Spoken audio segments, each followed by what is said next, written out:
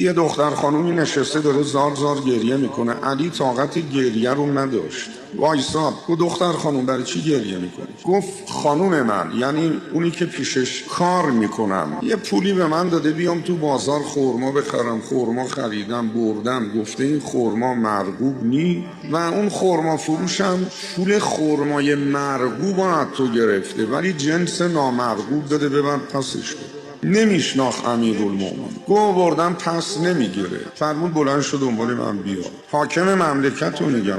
دختره بلند شد دنبالش اومد، مغازه رو نشون داد. حضرت وارد مغازه شد، فرمود خورما رو نپسندیدن، خورما هم خوب نی، برابر پولی که بهت دادن خورمای مرغوب بده. و به تو چه؟ نمیشناخت حضرت. و تو چی کاری؟ فرمود من کاری نیستم، اومدم شفاعت بکنم که خورما رو عوض کن. عصبانی شد صاحب مغازه، محکم با مشتش زد به سینه امیرالمومنین، از مغازه انداختش بیرون. اینا رو بسنجی ما که اگه با ما چنین کارایی رو بکنن ما چی کار؟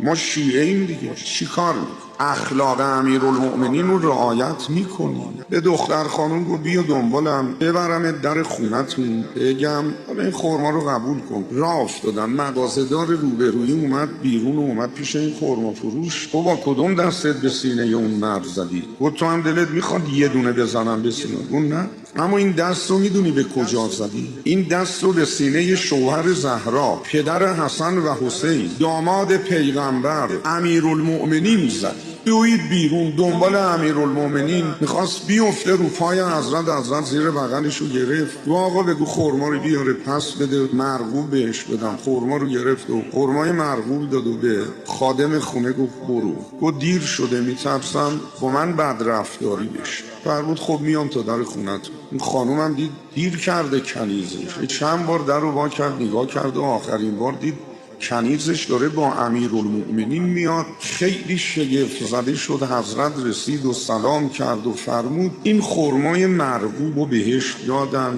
کاریش نداشته باش اگه دیر شده. و نگفت من این کارو کردم. تو علی جان به خاطر قدمت که تا در خانه من اومدی من این کنیز رو به تو بخشیدم. حضرت به اون کنیز فرمود منم تو رو در راه خدا آزاد کردم.